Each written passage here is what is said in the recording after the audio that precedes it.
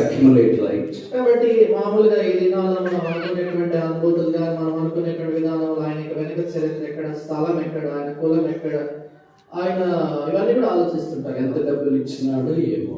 ఎంత డబ్బులు ఇచ్చినాడో ఏమో. These are all really shameful when we come to the word of Allah. దేవుని వాక్యం దగ్గరికి వచ్చినప్పుడు ఇవన్నీ కూడా చాలా ఎంతో అవమానకరమైన సంగతి.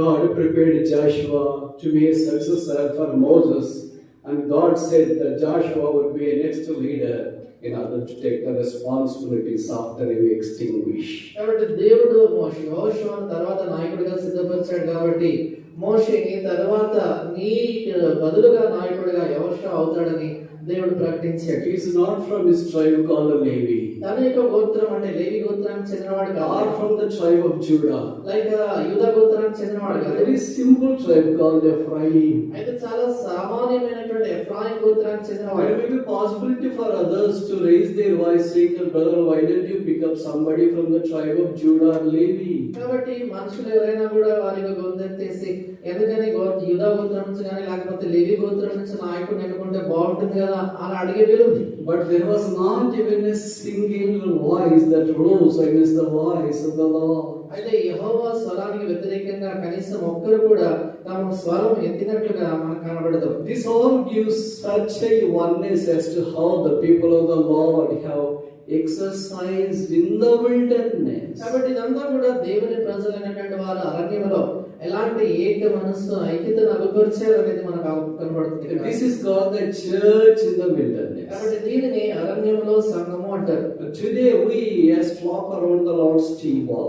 ఎదినాన్ని ప్రభు బలచుట మనం చేరి How వచ్చేటప్పుడు blessed it is if only we have this oneness in the Lord's presence. ప్రభు సన్నిధిలో ఈ రకమైన ఐక్యత మనం కలిగి ఉంటే నిజంగా ఎంత దీవెనకరం అవుతుంది.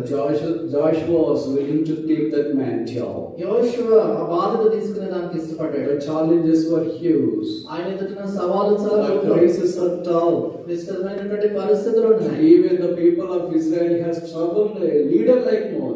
ఇశ్రాయేలు ప్రజల వైపు మనం చూసినప్పుడు మోషే లాంటి నాయకుడినే తొందర పెట్టారు. But if only Moses was troubled by the people of Israel, how much more I would be succumbed to the trouble of these people. ఇశ్రాయేలు ప్రజలు మోషే లాంటి నాయకుడిని అంత కష్టపెట్టినప్పుడు నాలాంటి వానికి ఎంత తొందర పెడతారని తాను అనుకుని ఉంటాడు.